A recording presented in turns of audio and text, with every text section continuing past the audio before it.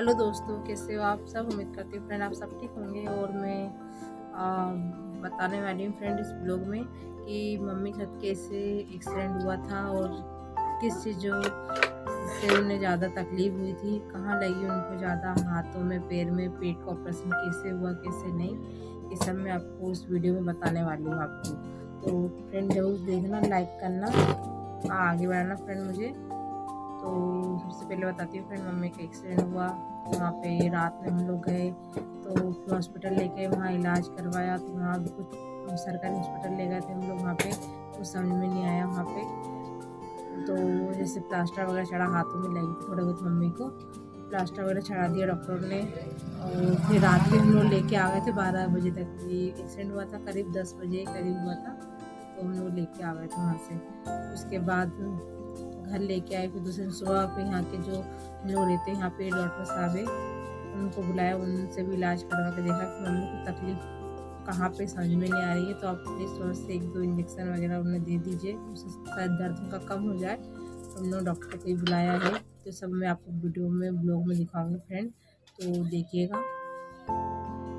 देखिए फ्रेंड, ये वो जगह है जहाँ से मम्मी हमेशा दुकान वगैरह लगा के घर के साइड आती थी हमेशा की तरह। करीब ये 10 बजे करीब घर आ जाती थी। फ्रेंड इस दिन थोड़ा लेट हो गई, 10:30 बजने वाले थे। हम लोग सब लोग घर पे रास्ता देख रहे थे, मम्मी अब तक आई नहीं, तो हम लोग रास्ता देख रहे थे और फिर एकदम अचानक फ़ोन आ जाता है कि जिनका ये मोबाइल है उनका एक्सीडेंट हो चुका है फ्रेंड यहाँ पे। तो हम लोग जस्ट यहाँ से भाग के जाते, देखिए पूरा सामान बिखर चुका है इतनी तेज़ी से सामने वाले फ्रेंड। यहाँ पे फिर मम्मी को हम लोग हॉस्पिटल ले आए थे, वहाँ से जैसे फ़ोन आया था वैसे हम लोग मम्मी को तुरंत ही हॉस्पिटल लेके आ गए। भला वो दीदी और भैया का जिनने मम्मी को संभाला, वहाँ पे जब दूर फिका गई थी एक्सीडेंट के बाद, तो उन्होंने ही संभाला और फ़ोन लगाया हम लोगों को कि जिनका ये फ़ोन है उनका यहाँ एक्सीडेंट होगा काफ़ी, तो आप जल्दी आ जाइए। तो हम लोग तुरंत ही मतलब है ना सुने, वैसे ही मेरी सिस्टर और मेरे हस्बैंड भाग के गए और मैं नहीं जा पाई क्योंकि है ना घर में बच्चे भी थे। तो कहा तुम रुको, हम लोग जा रहे हैं। तो फ्रेंड मैं नहीं जा पाई थी वहाँ पे। मेरी मेरी बड़ी वाली बेटी वो चली गई थी साथ में कि मुझे भी नानी पास जाना, तो मैं उसको भेज दिया था और मेरी बाकी तीनों बेटी मेरे पास थी क्योंकि वो सो चुकी थी फ्रेंड, काफ़ी लेट हो जाता है मम्मी को आने में। तो उस वजह से मैं नहीं जा पाई, 2 लोग और एक जने घर में भी होना ज़रूरी था, रात का समय था, पापा भी नहीं थे घर पे फ्रेंड, तो उस वजह से। और फिर फ्रेंड हम लोग दूसरे दिन मम्मी को घर भी ले आए थे, मतलब रात को ही ले आए थे फ्रेंड, उसके बाद रात को ही लेके आ गए थे। उसके बाद हम लोगों ने फिर सुबह हो गई थी फ्रेंड, तो सुबह देखा था मम्मी के ठेले का इतना बुरा हाल था, ये जितना सारा रात को सब लोगों ने, जितने वहाँ के मार्केट के लोग, तो सब लोगों ने जैसा कचरा जैसा का समेट के ठेले पर रख दिया था फ्रेंड मम्मी का। और एक हत्था भी टूट गया था साइड का, जो पकड़ने का रहता है ठेले का डंडा, वो भी टूट चुका था।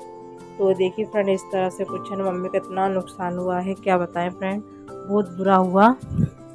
कितने गरीबों के साथ ही अक्सर ऐसे ही होता है।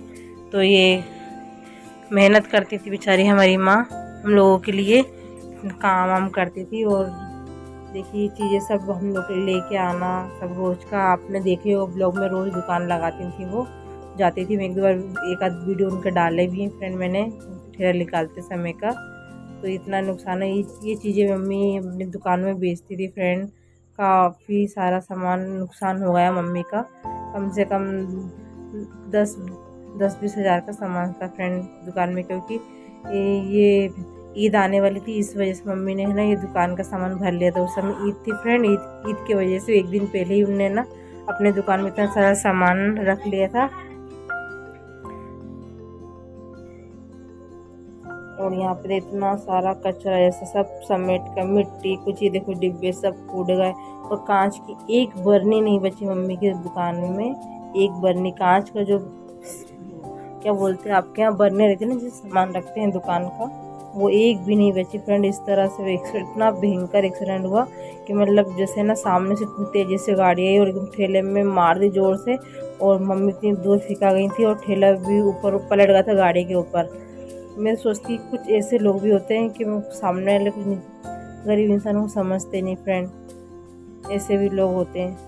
तो फिर फ्रेंड देखिए मम्मी का यहाँ पे हम लोग रात को हॉस्पिटल से लेके आ तो गए थे प्लास्टर वगैरह चढ़ा के, फिर मम्मी का तकलीफ ना दूर नहीं हो रही थी, उनको कुछ ना कुछ दुख ही रहा था हाथ में। हमने सोचा कि जहाँ रहते हैं वहीं के डॉक्टर को बुला लेते हैं हम लोग। तो डॉक्टर साहब ने ना कहा कि मैं घर नहीं आऊँगा।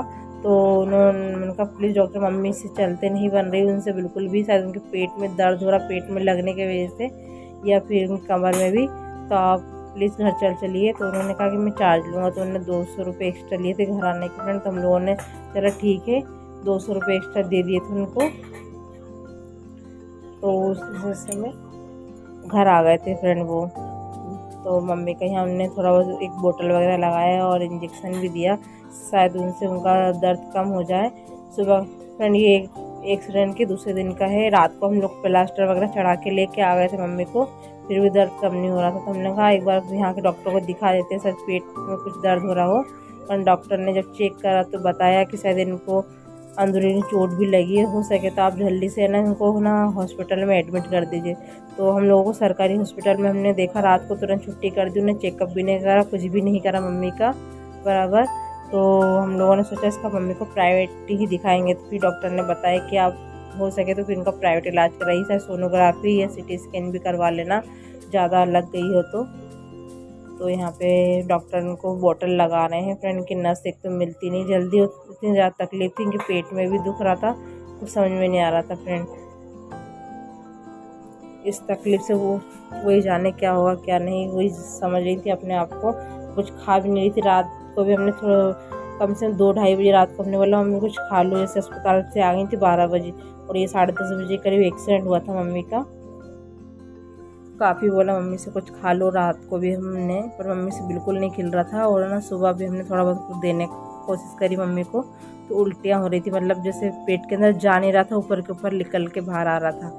तो फिर डॉक्टर साहब ने कहा कि एक बोतल चढ़वा लीजिए, हो सके तो इनको दोपहर तक है ना एडमिट करवा दीजिए, क्योंकि इनकी तकलीफ कुछ ज़्यादा ही हो रही है, इनसे शायद है ना सहन नहीं हो रही। तो आप एक बार चेक सोनोग्राफी नहीं तो सिटी स्कैन करवा लीजिए, उसमें पता चल जाएगा उनको कितनी अंदरूनी चोट लगी है कितनी नहीं।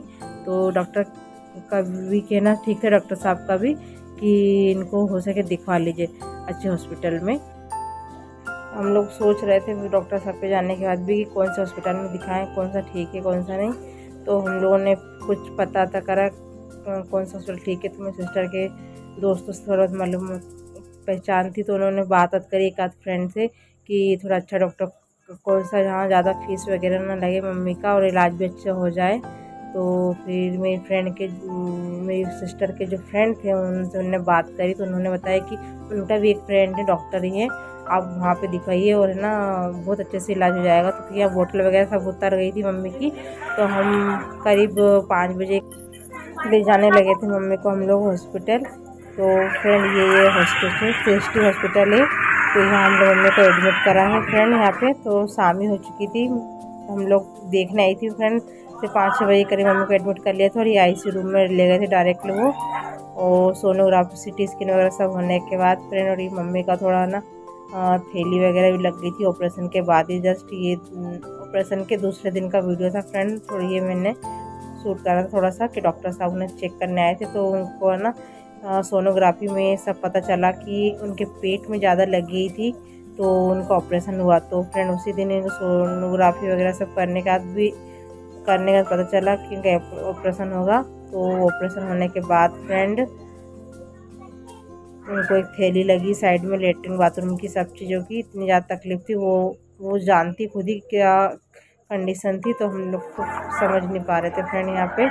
तो बहुत कठिनाइयों के साथ मम्मी ने सहन करा सब कुछ। भगवान की कृपा से मम्मी को होश भी आ गया, सब हुआ है, सब ठीक ठाक रहा भगवान की दया से। मम्मी ठीक हैंगी, बस प्रार्थना है कि ठीक हो जाएंगी। ये ऑपरेशन हुआ मम्मी का। प्लीज़ लाइक कमेंट और शेयर करना।